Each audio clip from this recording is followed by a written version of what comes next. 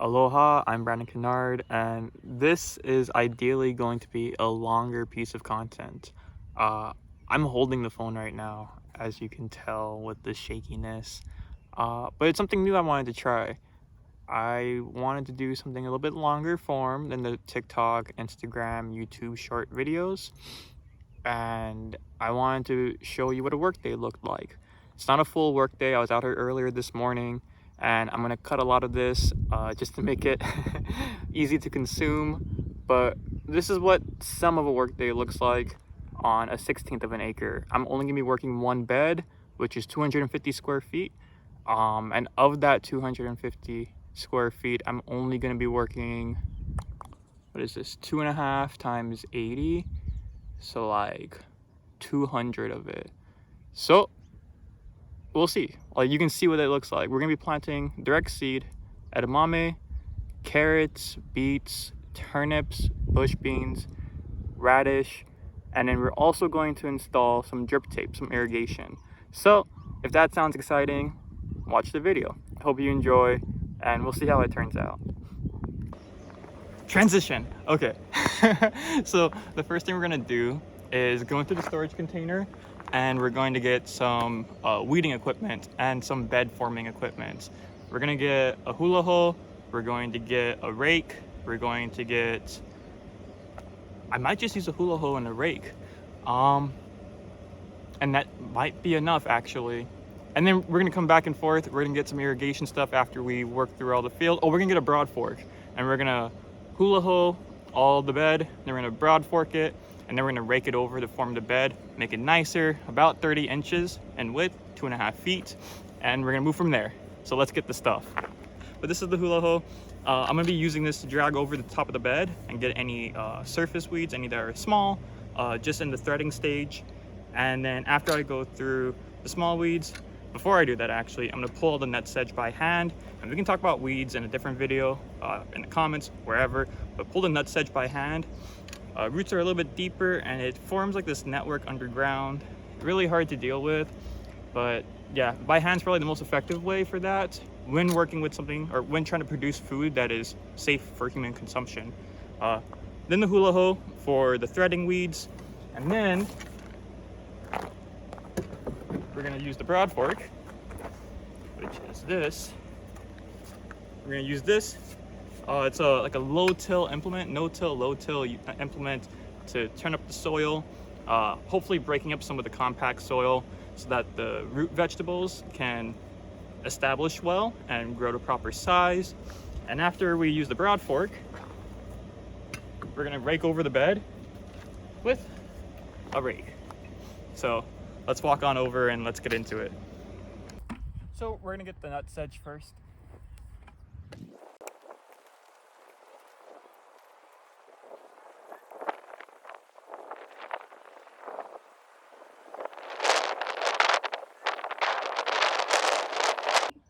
Now we're gonna use the hula hoe, but first we're gonna sharpen it.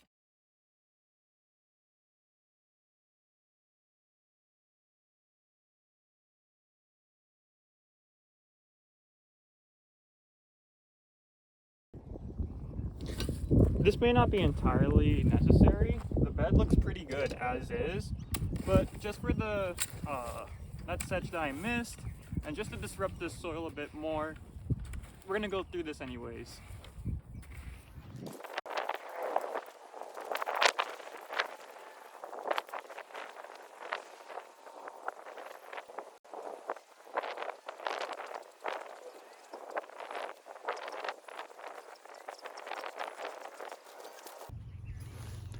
Alright, so having gotten through the hand weeding and the hula hoe, the soil's extremely fluffy. And I can get pretty deep with the hula hoe. I don't think I'm gonna broad fork. I've broad forked the other beds before transplanting, so I have a baseline, and I don't think I need it. It just seems like a lot more work than it'll convert to production, profits. So we're gonna skip that and we're gonna get into the bed making. And then from bed making, we're gonna learn how to use the Jenga. I think it's called a Jenga. I don't even know what it's called. It's a really cool contraption. I'll show you it, but first let's make this bed. First we're actually gonna go through and try to pick up all the trash. There's plastic drip tape that gets cut off and left in the field. So I'm not sure where I am with respect to the image, but I'm gonna go through the bed and try to pick up as much trash as possible.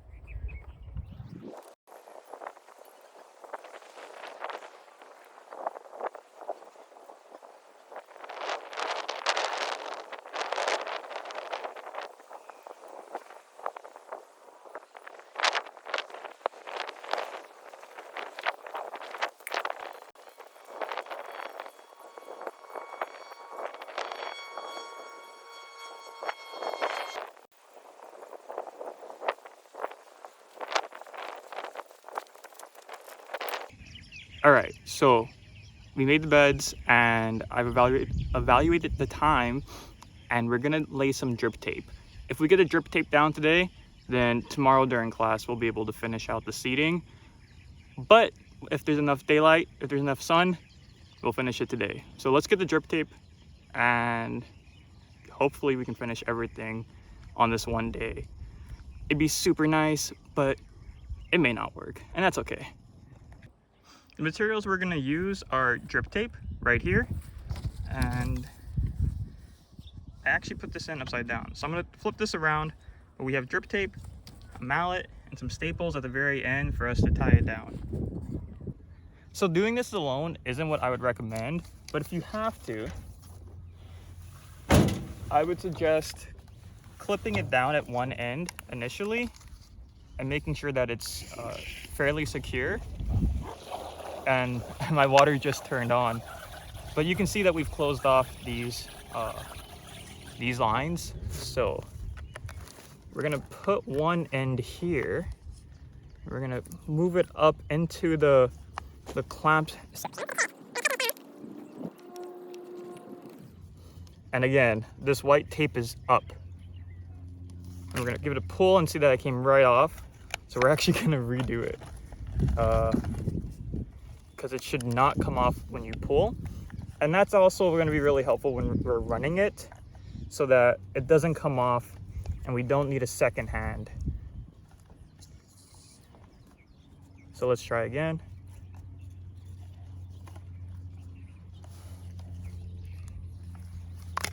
And it just keeps coming off.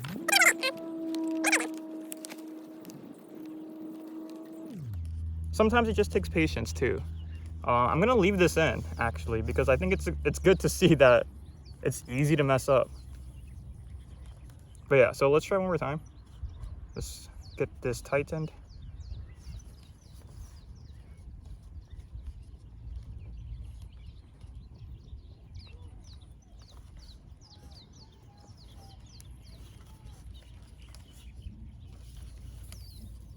A little bit too tight.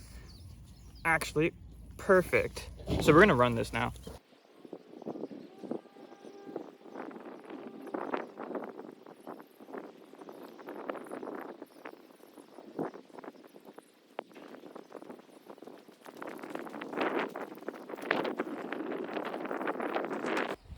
Rightio, so at this end, we're gonna look between, there's little holes in the drip tape, and that's where the water drips out from. We're gonna crease it right in the middle, and then we're gonna cut it. This is what we're gonna put to this end now.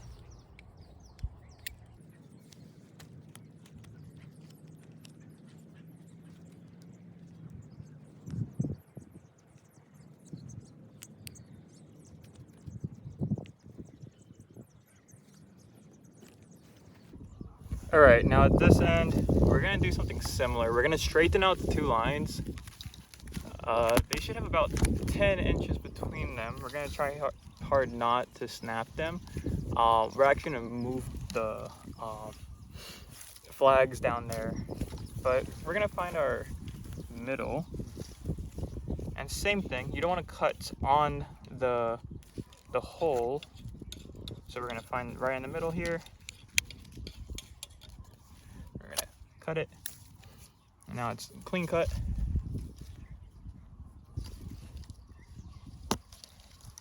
And then what we're gonna do is we're gonna find some end length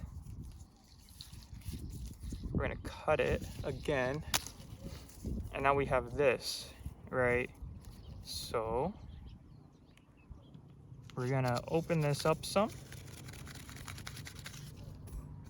and now we have a nice little sleeve. And this sleeve is gonna be used to seal off the end of the drip tape. So the end of the drip tape we're gonna fold over. We're gonna fold it over once like this. We're gonna fold it over once like this. And you're gonna get a little bit more than you think here.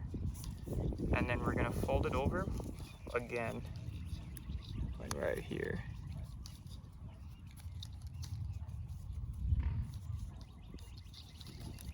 Then we're gonna put it back in here.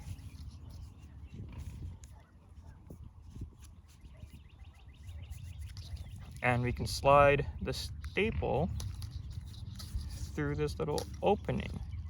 One side's better than the other because one side has the fold or the crease against it. So we're just gonna wiggle this through. And now we can put this on the ground and you're all tied off.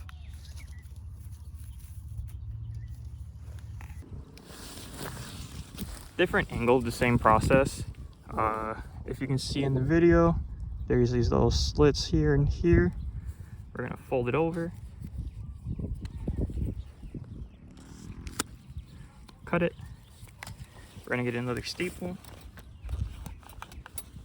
I have a bunch in my pocket. We're gonna open this sleeve up.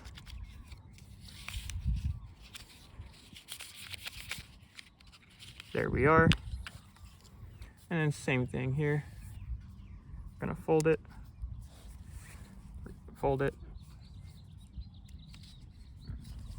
and let's fold it one more time.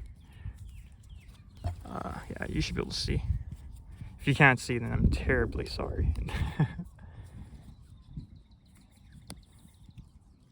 We gotta get the process done correct, and you know, we can fix the visuals in post, hopefully. So we're gonna put this through the tube.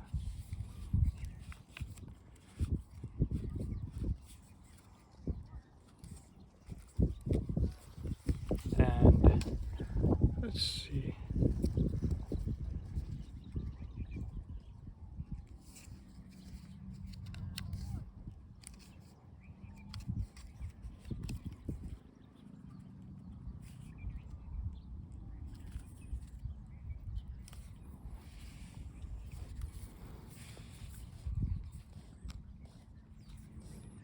There it is. And don't worry about the length. I left extra. You should be leaving extra just in case you have to do multiple of these cuts. But yeah, same logic here. We're gonna run this stake through, or this staple. Now we have it, and we're gonna put it in the ground. I don't have footage, but also make sure you test the drip tape. The first thing I have to do is use this little tray. It comes with the Jing. It's a very top portion, and it has different numbers. If you can see it, there's different numbers, which are sizes of seeds. So we're gonna put some seeds in right now, see where they fall, and then go from there. So here we see where the seeds fell. You don't want too pre-hole, so it's not gonna be 7.5. This has some wiggle room, so I'm gonna consider anything 5.5 to 7, and then we're gonna keep working to see what the right answer is. All right, so I took the cover off, and I took this cover off, and it includes removing 2 screws, which are here, and the washers that are on them. I've placed them here, and inside, this is the front, and this is the rear. You can see a table here, which I'll post as like a picture-in-picture. And you want to look at the front number and the rear number. So the front number here we have is 13, so it's going to be one of these two, and the rear number is 10, so it's going to be this one here. So this column, and then we're going to look at the number of holes, and the number of holes that we're using are 24. That's the number of holes in this little spool here, this thing that spins. The seeds slot into them, as you can see, And then as you're pushing it along, it'll pop out at an inch spacing. So we're gonna use this setup for our carrots, our beets, and our radish. So we're gonna take our hopper here and we're gonna load it up with the seeds that we have.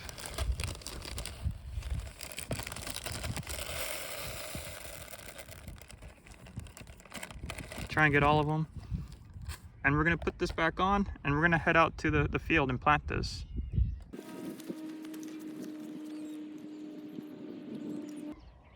Touchstone Gold beets.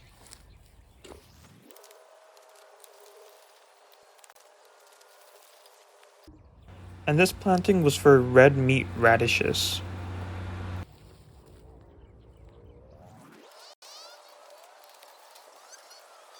So on that last seeding of the radish for the 5 feet, I guess it was dialed in incorrectly. So first day using the Jang, expected to make mistakes.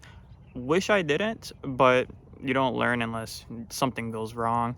And if it was perfect the first time, I wouldn't know how to dial it in. Now I get to learn how to dial it in the future. So tomorrow is a full Go Farm work day. I'll be out here. And after class, after the 6-hour session, 6-hour workday, we'll finish out planting this row. Hopefully that involves figuring out the Jang so that we can finish the radish, getting more radish seeds, and figuring out how to plant turnips using the Jang. Because even though today wasn't a complete success, I do want to learn it. It was much faster than going by hand. Going by hand is a bit more intimate, but at a large production scale, you have to sacrifice some of that like one-on-one time with the seed for the sake of production. In a bed this size, it could work by hand, but say you were doing multiple 100-foot rows, you start to see that it doesn't scale up doing it by hand. So we're gonna try and learn the Jang tomorrow, more content, and I'll post a follow-up video. Thank you for watching.